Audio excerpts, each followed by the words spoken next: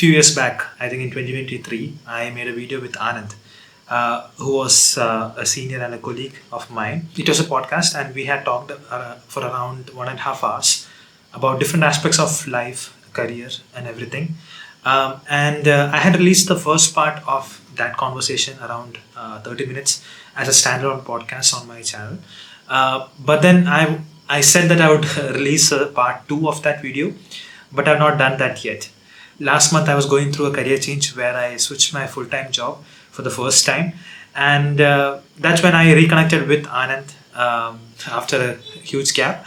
That actually led me to pick up that old files and go through that and thought of editing it out and creating a short, crisp version of the remaining part two.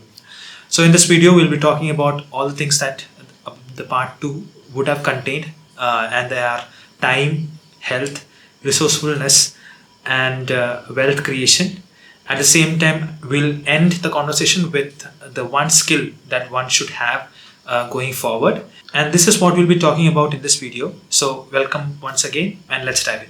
At the time of shooting this podcast, I was struggling with time management quite a lot.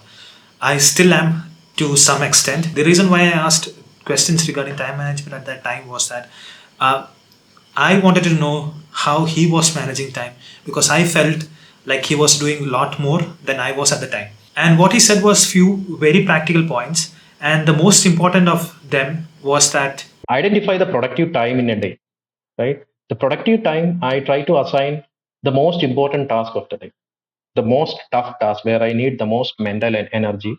I will try to give it to that slot, time slot.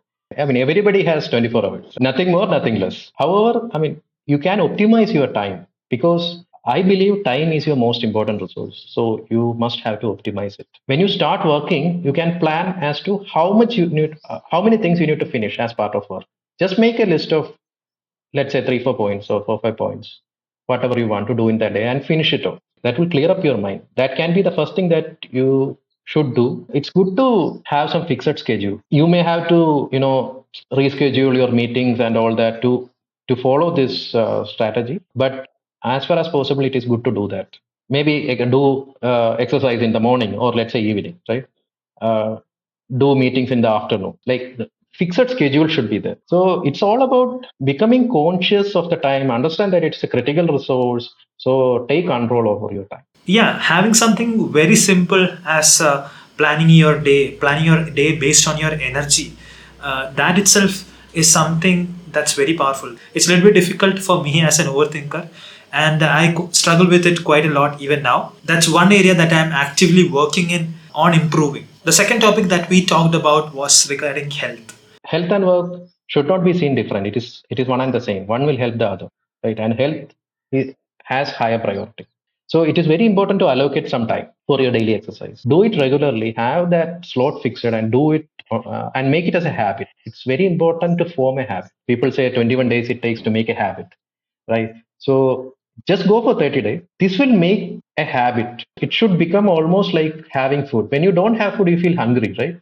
The same feeling you should get. It is very important to eat healthy, know what you are eating, why you are eating that, and you should not always go for the taste per se. I mean, there's a saying that have food like a medicine, because otherwise you will have to have medicine as a food. So try to have home food as possible. Reduce your Swiggy, all the deliveries and all that. You can save on your wealth as well as health. So once he completed the health portion, then we moved on to resourcefulness. The context was that I wanted to build something, and I didn't have the money for that. So the question revolved around, okay, how can I, like, how much money should I allocate? Do you have some money allocation for side projects? And he shared an example with his projects, or his side project that he was building at that time. In the ADAS project that I have done, many people ask me which kit have you used. Right? You can actually just buy the kit, assemble yourself, and do something. But I haven't used any kit. If you go for kit or already assembled or ready to assemble kind of kit, it is going to be much more expensive. And try to build it part by part. For instance, in the same project, for me, it was very difficult to balance the LiDAR on top of a Raspberry Pi. It was a very challenging part because the whole gadget I have to fix the whole gadget on top of a car, and the car is running. And the angle and the position of the lidar and the PyCam, I mean, these two are very important. I mean, the synchronization between these two are very important to do the sensor fusion. If it change the position, then the calculation will go wrong. So I had to fix it properly on top of the Raspberry Pi. The fix the lidar on top of the Raspberry Pi. I tried different ways. I could not find it. Then I could not make it work. So what I did was I found a model, right? A model of a bigger gadget which uses both lidar and Raspberry Pi. I found the STL of that project. STL means the 3D model of that project, and I stripped out the part that is required to hold the lidar on top of the Raspberry Pi. You can strip out the part. That STL I sent to a company in Bangalore, and I got it 3D printed. I got the 3D printed part in a week, and that I was able to fit that product in the gadget, and lidar problem was solved. But then some other problem came. So it's a constant learning, right? That you need to do. You have to build it part by part, and it will take you more time, more effort. But you can always, if you have the passion, right? I mean, you will enjoy it. You will learn more things. You will spend less, and it is fun. While we were talking about being resourceful and managing your money efficiently, in terms of um, being resourceful with what you have, then I decided to ask how he managed his money in his 20s and how he manages it now. The tips he gave were something very simple, and it's something that all, if not most of us, know. It's basically two things: saving and investing. Saving, as in build an emergency fund with at least 6 months of expense. Save before you spend. Coming to investing, it would be invest before you spend, as in use SIPs to auto deduct from your account, so you only have what you want to spend in your accounts, and start investing as early as possible. So over time you would have a lot more time for the compounding to happen, and there will be the money grows with time. But as someone in his 20s, the most practical advice for me was regarding spending habits. You should spend only if you can buy the same thing again. There should be some prudence in the spending aspect. If you can buy the same thing, let's say you are buying an iPhone. If you're okay with buying that iPhone again, then you can go about buying it. Otherwise, don't buy it.